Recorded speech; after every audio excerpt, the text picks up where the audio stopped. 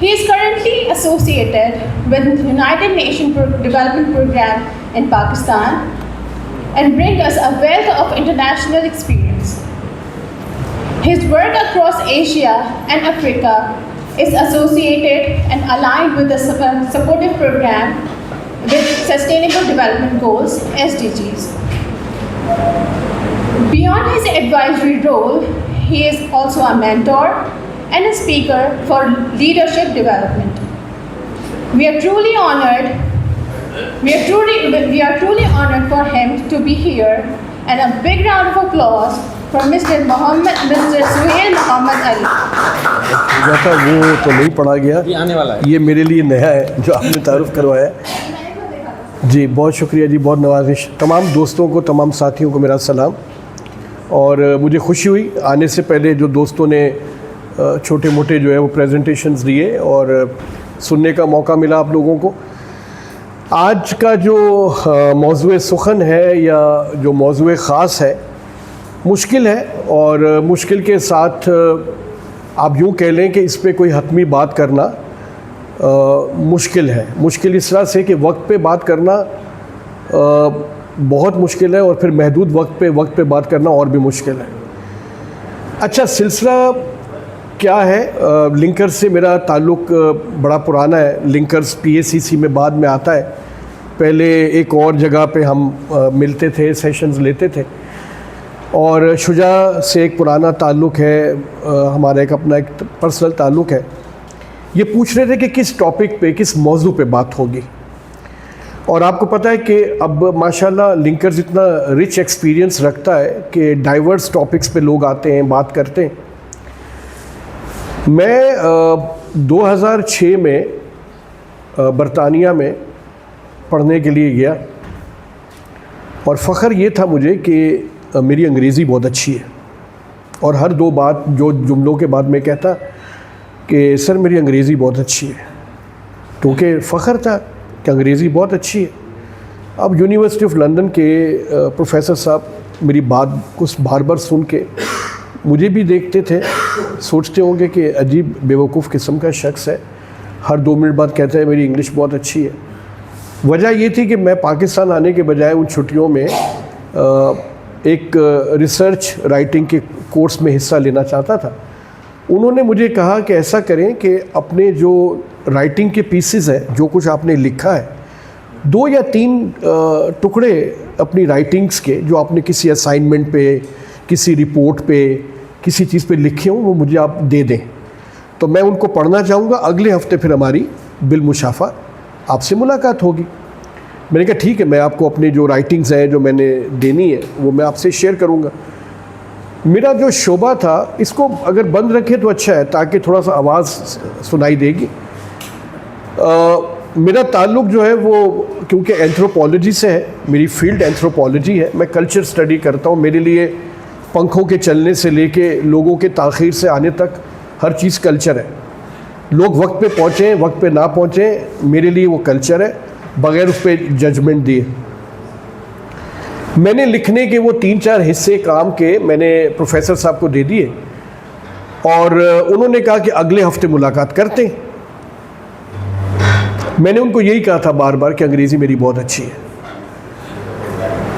अगले हफ्ते जब उनसे मुलाकात हुई तो उन्होंने मुझसे ये कहा कि आपकी राइटिंग्स को मैंने देखा, जो कुछ आप लिखते रहे वो मैंने देखा। साथ मैंने एक छोटा सा हिस्सा ये भी डाल दिया कि पाकिस्तान में मैं डॉन अखबार में लिखता रहा हूँ, मैं न्यूज़पेपर में लिखता रहा हूँ, इसका मतलब मेरी अंग्रेज़ी अच्छी है। उन्होंने कहा कि मैंने आपकी राइटिंग्स को पढ़ा, स्टडी किया, एनालाइज़ किया, तो मुझे एक बात का एहसास हुआ कि आपकी तहरीर में या आपकी राइटिंग्स में हेजिंग नहीं है। कितना अच्छा हो कि अगर आप कोई चीज़ लिखें तो आपकी तहरीर में हेजिंग होनी चाहिए। अब मेरे पास 2 ही तरीके थे। एक तरीका ये था कि मैं बहुत ही बेशर्मों की तरह अपनी इज़्ज़त को साइड पे रख के पूछ लूँ कि सर ये हेजिंग क्या होती है, या मैं फिर ज़ाहिर है हम तो इल्म ही बहुत ज़्यादा रखते हैं। मेरे उस्ताद जिनके साथ 17 साल मैंने गुजारे, अशफाक साहब और बानो आपा के साथ, उनके साथ भी यही सीखा था, लेकिन प्रोफेसर कहते हैं आपकी राइटिंग में हेजिंग नहीं है। तो मैंने कहा मेरा ख्याल है मुझे पूछ लेना चाहिए कि हेजिंग होती क्या है, ताकि अगर सीखना है तो सीखने के लिए जहन खुले रहने चाहिए। अगर सीखना है तो एक बात याद रखनी चाहिए कि अल्लाह की ज़ात परफेक्ट है, अल्लाह की ज़ात के अलावा कोई चीज़ परफेक्ट नहीं है। मैं और आप जो कुछ शेयर कर रहे हैं इसमें कोई हतमी नहीं है, इसमें कोई श्योरिटी नहीं है कि ये परफेक्ट है, क्योंकि मैं और आप जाविये या पर्सपेक्टिव या डायमेंशन शेयर करते हैं, हम क्लेम नहीं कर सकते। तो मैंने प्रोफेसर को कहा, मैंने कहा सर मुझे बताएं कि हेजिंग क्या होती है। तो उन्होंने कहा कि ऐसा है सोहेल साहब कि अपनी राइटिंग्स में जजमेंटल मत हो, जब अपनी बात करें ना तो जजमेंट मत दे। द बेस्ट राइटिंग इज कि जिसमें आप चीज़ों को कहने के बाद थोड़ी गुंजाइश रखें कि ये गलत भी हो सकती है। हतमी ना करें, जजमेंटल बात ना करें, ऐसा ना कहें कि जो मैं कह रहा हूं ये आखिरी है, ये हतमी है। हेजिंग के 4 या 5 उसूल हैं। पहला कि चीज़ों के अंदर कभी भी जजमेंटल स्टेटमेंट मत दें। नंबर 2, क्लेम मत करें। अपनी बात का जो भी इजहार आप करें, जो भी नुक्ता दें, उसके अंदर आप दावा ना करें, कभी भी जजमेंट ना दें, कभी भी क्लेम ना करें। और नंबर 3 ये कि अपनी बात को कह के उसको ब्लर रखें, थोड़ा सा उसको धुंधला रखें। तो वो किसी ने कहा कि मुर्शिद अपने मुरीद को कोई भी बात बराह रास्त नहीं करता, ऐसा क्यों? तो जवाब आया इसलिए कि वो मुरीद का भला चाहता है। अगर वो बराह रास्त कहेगा ना तो मुरीद के लिए वो हुक्म हो जाएगा, और अगर वो इशारों में करेगा ना तो वो गुंजाइश छोड़ेगा मुरीद के लिए। अगर तो वो अमल करता है तो इसका मतलब समझ गया, और अगर अमल नहीं करता तो इसका मतलब है कि बात समझा नहीं होगा ना, इसलिए अमल नहीं कर सका। तो उसके लिए उसके पीछे भी ब्लेसिंग है। आज का जो मौजू है वो है टाइम एक साइलेंट लैंग्वेज है, और इस पर शुजा साहब को काफ़ी शिकायत थी कि ये किस किस्म का मौजू है, कुछ आप हल्का काम करें। और उसके नीचे फिर एक जुमला है, perception of time across cultures. ये हुआ क्या है और ये टॉपिक क्यों है, और आपका मुझसे इत्तेफाक करना ज़रूरी नहीं है, आपका अपना नुक्ता नज़र होगा। जो बात मैं कह रहा हूँ ये मेरा नुक्ता नज़र है, चैलेंज हो सकता है, आर्ग्यू हो सकता है, लेकिन मैं हेजिंग का इस्तेमाल करते हुए दावा नहीं कर रहा, कोई चीज़ क्लेम नहीं कर रहा, कोई चीज़ ब्लेम नहीं कर रहा, कोई चीज़ हतमी नहीं कह रहा। जो थोड़ा बहुत मैं समझ पाया हूँ और मैं ये टॉपिक क्यों लाया हूँ उसका मैं आपको जवाब देता हूँ। कल मुझे 7 साल हो गए स्टेट बैंक ऑफ पाकिस्तान में कैपेसिटी बिल्डिंग प्रोग्राम करते हुए। तो 7 साल पहले स्टेट बैंक में जब कोई भी लोग आते हैं, प्रोफेशनल लोग ज्वाइन करते हैं, तो स्टेट बैंक में जिन टॉपिक्स को, जिन मौज़ूआत को क्या कहते हैं कि कंपलसरी अटेंड करना होता है, उसमें एक मौजू है managing time and setting priorities. Time को कैसे, वक्त की इंतज़ामकारी कैसे की जाए और अपनी तरजीहात को कैसे उसका तयन किया जाए। ये स्टेट बैंक में पिछले 7 साल से ये मौजू मैं कंडक्ट करता हूँ। अब आपको पता होगा कि आजकल एक बड़ा टॉपिक चला हुआ है टाइम मैनेजमेंट। ये अभी बात मेरे दोस्त कर रहे थे कि लीडरशिप के ऊपर प्रोग्राम है। अच्छा, पाकिस्तान में सबसे ज़्यादा मौज़ूआत लीडरशिप पर है, और इसी चीज़ की पाकिस्तान में कमी है। सबसे ज़्यादा टॉपिक लीडरशिप है और सबको लीडरशिप की तलाश है। हर दूसरा शख्स लीडर बनना चाह रहा है, लेकिन हम सबको तलाश है कि शायद कोई मिल जाए। बड़ी इंटरेस्टिंग है, वेरी पैराडॉक्सिकल। लीडर कोई नहीं है, लेकिन लीडर की प्रोग्राम बहुत ज़्यादा है। अब लीडर्स के प्रोग्राम में टाइम को मैनेज करना एक प्रायोरिटी है। तो मैं सेशन लेने शुरू किया, मैंने स्टेट बैंक जाना शुरू किया, सेशन लेना शुरू किया। अब 11:30 का अगर सेशन है, कोई 11:35 आ रहा है, कोई 11:40 आ रहा है, कोई 11:45 आ रहा है, और कुछ ऐसे पार्टिसिपेंट सेशन में होते हैं जो सिर्फ चाय के टाइम पे एक्टिव होते हैं। कुछ ऐसे होते हैं अगर पूरे दिन का सेशन है तो एक लंच पे और 2 टी टाइम्स पे, बाकी टाइम पे वो सुमुन बुकमुन उम्यून पे बैठे होते हैं। तो मुझे खुशी होती कि चले ऐसे दोस्त हैं जो 3 मरतबा एक्टिव होते हैं, कम से कम इनकी वजह से सेशन को नज़र नहीं लगती। ठीक है, तो अब इस टॉपिक पे बात कैसे करें? टाइम मैनेजमेंट करें, शेड्यूल बनाएं, सुबह 9 बजे उठें, सुबह 6 बजे उठें, उसके बाद फिर आप मेडिटेशन कर लें, क्योंकि लिंकर्स का बहुत ताल्लुक है, स्पिरिचुअलिटी की बात करते हैं, जो कि बहुत सारे टॉपिक्स पे लिंकर्स ने अपनी एक बड़ी अच्छी एक पोजीशन ली। कुछ एरियाज़ प्रिंसिपल के तौर पे हमारे रेगुलर फीचर्स में मैं रेगुलर देखता हूँ कि लिंकर्स में क्या हो रहा है, किन मौज़ूआत पे बात हो रही है। तो सेशन में क्या होना चाहिए? टाइम मैनेजमेंट, टाइम पे उठो, टाइम पे सो, टाइम पे सारे काम करो। तो अच्छा लगा मुझे। लेकिन जब मैं सेशन लेना शुरू किया तो सेशन में अच्छी बात ये थी कि टाइम मैनेजमेंट के सेशन पे कभी प्रोग्राम टाइम पे शुरू नहीं हुआ। तो सबसे बड़ा तो जिम्मेदार सेशन लेने वाला होता है कि वो टाइम पे पहुंच जाए। अगर वो टाइम मैनेजमेंट पे खुद टाइम पे नहीं पहुंचा तो जो ताख़ीर से आए हुए होते हैं उनको भी तसल्ली होती है कि चलें जी, मेरी तरह इनका भी खाना ख़राब है। तो दोनों तरफ ये मामला चलता है।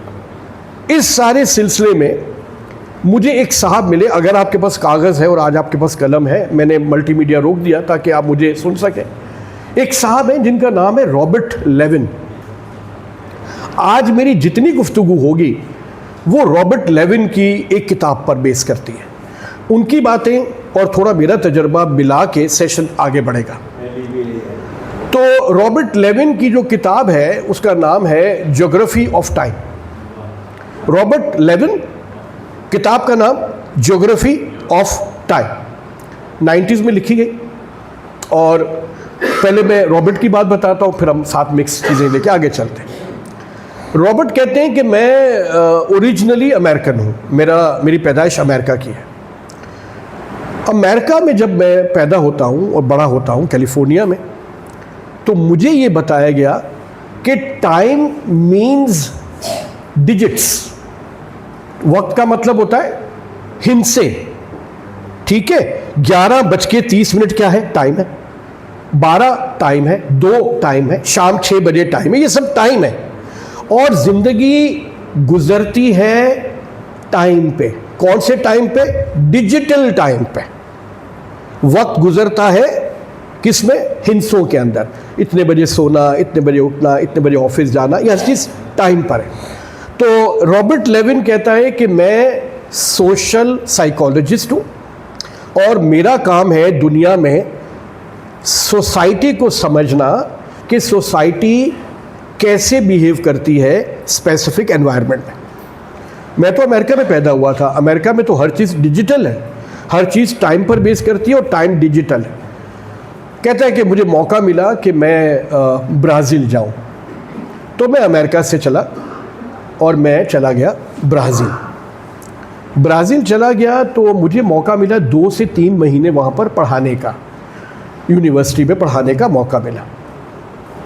मैं ब्राज़ील चला गया, 2 घंटे की क्लास मुझे मिली। मिसाल के तौर पे 9 बजे मुझे क्लास मिली और ख़त्म कितने बजे होगी? 11 बजे। 9 बजे मैं पहुँच गया। जब 9 बजे मैं पहुंच गया तो यही मेरी एक्सपेक्टेशन है, क्योंकि मेरी सारी ज़िंदगी डिजिटल टाइम पे गुजरी है ना, हर चीज़ डिजिटल है। ठीक है, मोबाइल पे, घड़ी पे। अब तो लोगों के कलाइयों पे घड़ी ख़त्म हो गई है क्योंकि अब मोबाइल आ गया, तो हर चीज़ टाइम पे देखनी है। 9 बजे की क्लास गया तो 2 बच्चे बैठे हुए। 2 बच्चे बैठे, उनका बड़ापन था कि वो आ चुके थे या गलती हो गई थी उनसे। मैंने क्लास लेना शुरू की। 9:40 पे कुछ बच्चे आ गए, कुछ बच्चे 10-15 पे आ गए और कुछ तो इतने ज़हीन थे और काबिल थे कि क्लास ख़त्म होने से 10 मिनट पहले आ गए। और अच्छी बात ये थी कि मेरी क्लास ख़त्म होने से पहले सिर्फ 2 बच्चे रह चुके थे। जो आ गए थे वो चले गए, जो चले गए वो चले गए, और आखिर में कुछ थे जो बैठे हुए थे।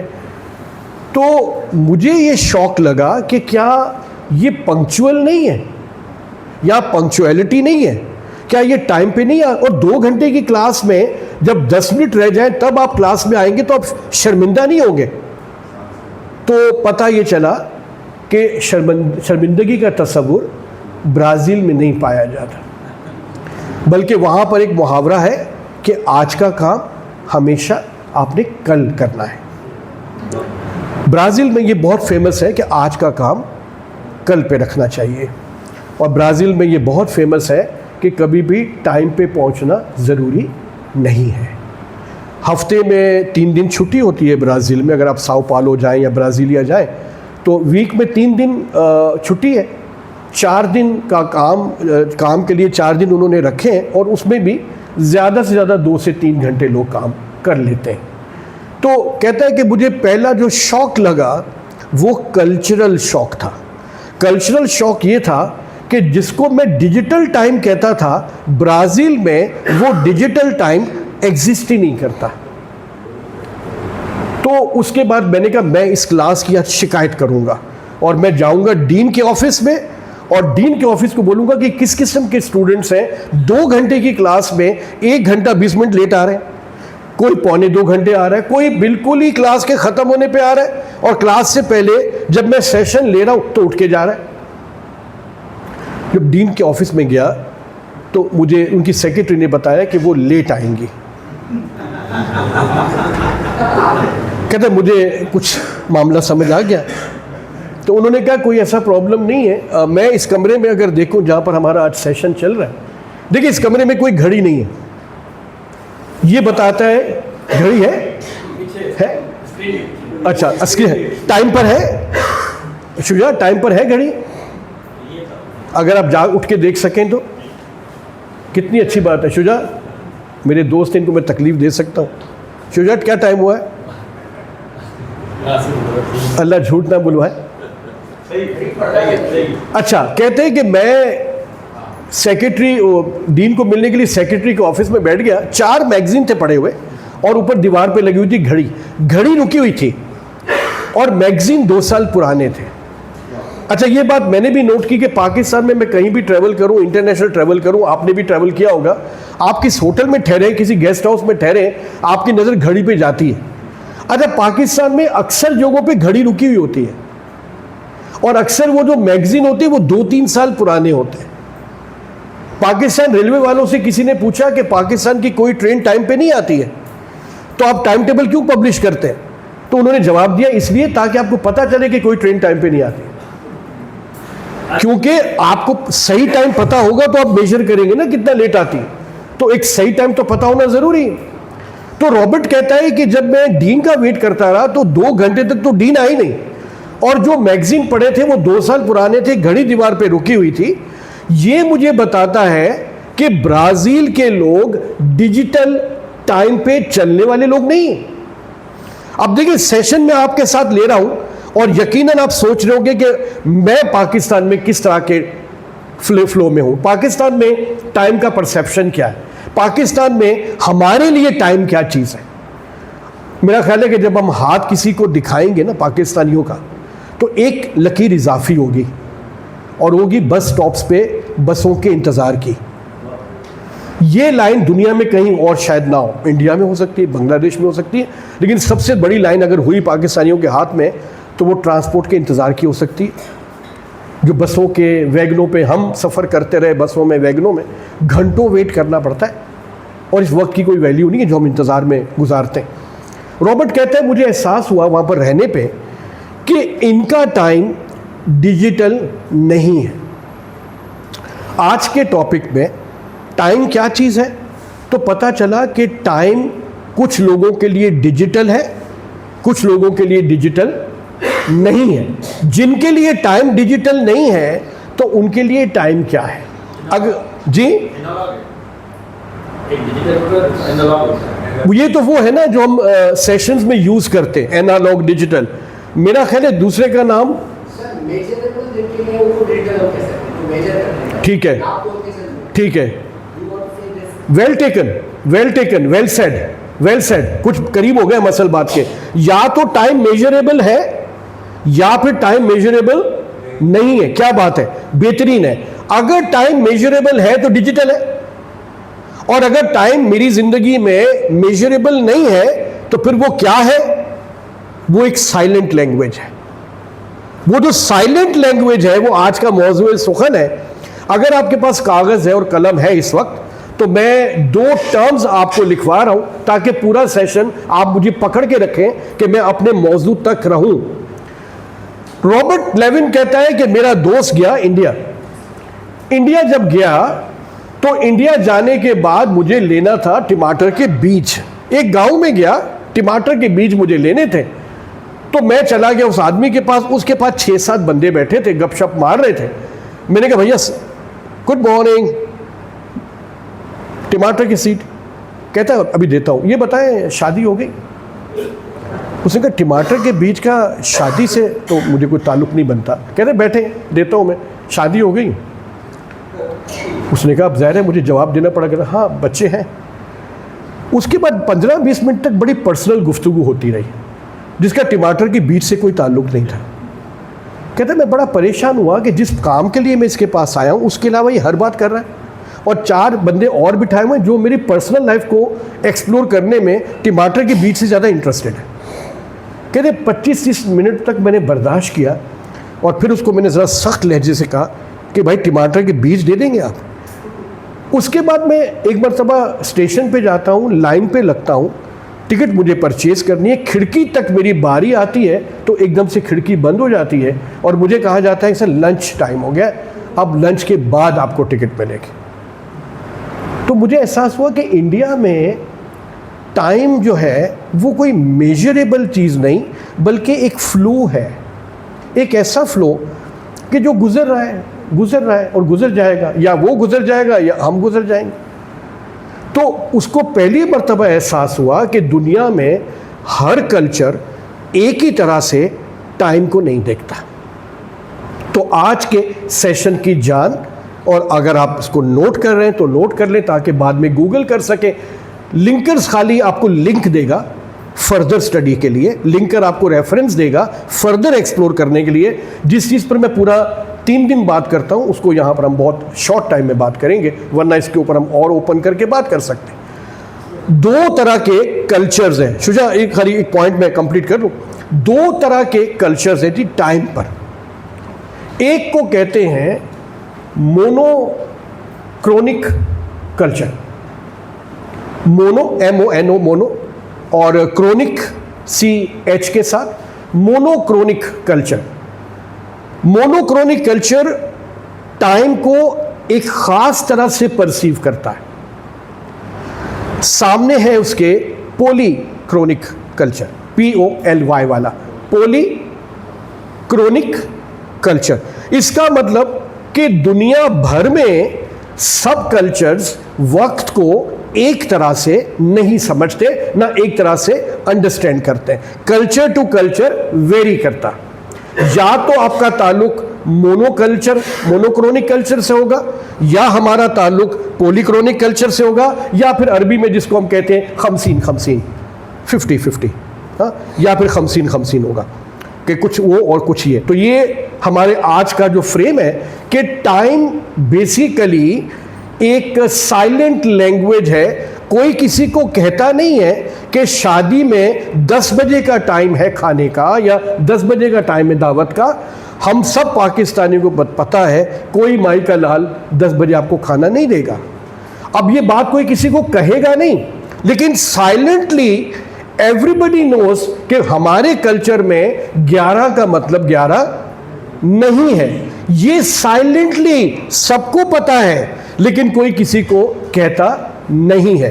तो पहला मोड है मोनोक्रोनिक और दूसरा है पॉलीक्रोनिक। इस दोनों के अंदर हम सिर्फ 6 चीजें डिस्कस कर लेंगे ताकि जब सेशन एंड हो तो आपको याद रहे कि लिंकर्स में हमने 3 मई को टाइम के 2 पर्सपेक्टिव्स देखे थे और 2 नुक्ता नजर देखे थे। शुजा कुछ आप कह रहे थे?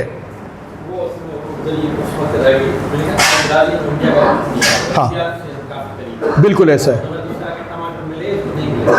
उसको टमाटर के बीज मिले, लेकिन बीज के साथ उसको एक और परसेप्शन मिला कि इन लोगों के यहाँ बैठे रहना चाय खानों में, कोयटा दिल्ली चाय वाला, कोयटा जमाल चाय वाला, उस पर बैठ के घंटों गुफ्तगू करना इनके लिए कोई वक्त का ज़िया नहीं है। ठीक है, ठीक है, उनके लिए वक्त बहुत बड़ी चीज़ है। अच्छा, अब हम चलते हैं ज़रा मोनोक्रोनिक और पॉलीक्रोनिक के 5-5 फीचर्स को देखते हैं। और असल में जब आप मुझे सुनेंगे तो साथ साथ हमारा अपना पाकिस्तान, हमारा अपना मुआशरा, हमारी अपनी सोसाइटी आप रिफ्लेक्ट कर रहे होंगे कि यहाँ पर कैसा है। अच्छा, पहली चीज़, मोनो का मतलब साथियों को, दोस्तों को ऑलरेडी पता है, काफ़ी यहाँ पर एक्सपीरियंस लोग हैं। मोनो का मतलब होता है सिंगल, और क्रोनिक, क्रोन कहते हैं टाइम को, क्रोनोलॉजी या क्रोनिकल्स। तो टाइम, मोनोक्रोनिक कल्चर का मतलब है ऐसा कल्चर जो सिंगल टाइम पे बिलीव करता है। सिंगल टाइम का मतलब है कि एक हमारा माजी, एक हमारा हाल है और एक हमारा मुस्तकबिल है, और हम एक लीनियर टाइम पे जिंदा है। और टाइम एक रिसोर्स है। किसी ने कहा कि जितनी बढ़ती है उतनी घटती है, ये ज़िंदगी आप ही आप कटती है। उम्र बढ़ती है, जैसे जैसे उम्र बढ़ती है ज़िंदगी कम होती चली जाती है। इनके लिए, मोनोक्रोनिक लोगों के लिए टाइम एक लिमिटेड रिसोर्स है।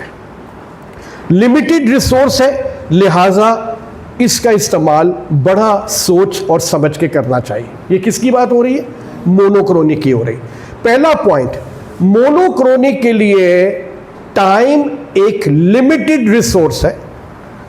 और दूसरी बात कि इसको आप टुकड़ों में बांट सकते हैं। इसको आप मिनट्स में, सेकंड्स में, आवर्स में आप तकसीम कर सकते हैं। घड़ी कब आई? ज़्यादा पुरानी नहीं है, ठीक है, अभी कोई तकरीबन 150 साल पहले, 150 पौने 200 साल पहले घड़ी आई है। घड़ी पहले नहीं थी। अब हमने टाइम को पहले कैसे नापा है, तो उसके लिए मुझे बदीन याद आ जाता है। बदीन में मैं एक प्रोजेक्ट के लिए काम कर रहा था, तो बदीन में मैंने एक साईं को कहा, कोई हमारे सीनियर एज के बंदे थे, उनको हमने पूछा कि बाबा ये बताएं कि ये जो डेल्टा है, ज़ाहिर सखर का, ये जो हमारा बदीन का और ये जो एरिया है, ये डेल्टा है। हमने कहा बाबा ये नीचे खारा पानी है या नीचे मीठा पानी है, ज़रा हेल्प तो करें। कहते साईं ये तो अल्लाह को पता है, लेकिन मैं बता सकता हूँ आपको। अब जहाँ जहाँ पर वो हमारे बुज़ुर्ग जो है वो इशारा करते, हम वहाँ पर जो है वो डिग आउट करते, वहाँ डिगिंग करते तो पानी मीठा निकलता, जहाँ खारा कहते हैं वहाँ खारा निकलता। तो हमने कहा बाबा आपका तो माशाल्लाह बड़ा इल्म है। कहता नहीं, इल्म तो अल्लाह का है, हमारे पास कौन सा इल्म है। तो बोले बस आप, एक डंडा है आपके हाथ में, आप दीवार उस पर ज़मीन पे फेरते और कहते हैं नीचे मीठा, जो आप मीठा कहते हैं मीठा निकलता है। कहता है मुझे नहीं पता है नीचे मीठा है या खारा है, वो अल्लाह की ज़ात को पता है। मुझे इतना पता है कि मीठे वाले पौधे कौन से होते हैं और खारे वाले पौधे कौन से होते हैं। मैं तो खाली पत्ते देखता हूँ, छोटे मोटे उनके बूटे देखता हूँ और बता देता हूँ कि जो खारे वाले पौधे हैं वो ये हैं, तो नीचे खारा होगा। ये जो लोकल विजडम होता है ना, जो हमारा वतायो फ़कीर होता है सिंध का, ये बड़ा वाइज होता है। स्टूपिड बनता है, इडियट बनता है, बट वो वाइज होता है। तो पता ये चला कि मोनोक्रोनिक के लिए टाइम एक रिसोर्स है। सामने चलते हैं, पॉलीक्रोनिक। टाइम बहुत है हमारे पास, टाइम बहुत है, ज़िंदगी अभी बहुत पड़ी है, अभी मेरे पास बड़ा वक्त है। टाइम एक ऐसा रिसोर्स है जो कभी ख़त्म नहीं होगा। हम ढलते चले जाएंगे उम्र के साथ। मैं लिंकर्स में कई दोस्तों को देख रहा हूँ 5 साल पहले, 10 साल पहले, अब वो ग्रेजुअली हम सारे पिघल गए, सारे मेल्ट हो गए। पहले तेज़ चलते थे, अब आहिस्ता चलते हैं, आगे पता नहीं कैसे चलेंगे। लेकिन एक बात तय है कि पॉलीक्रोनिक कहते हैं नहीं, टाइम बहुत है, और टाइम को डिजिटलाइज करने की, बांटने की, शेड्यूल बनाने की ज़रूरत नहीं है। मैंने पॉइंट नंबर 1 कंप्लीट कर लिया है जी। मोनोक्रोनिक कहता है टाइम रिसोर्स है, लिमिटेड रिसोर्स है। पॉलीक्रोनिक कहता है टाइम लिमिटेड रिसोर्स नहीं है।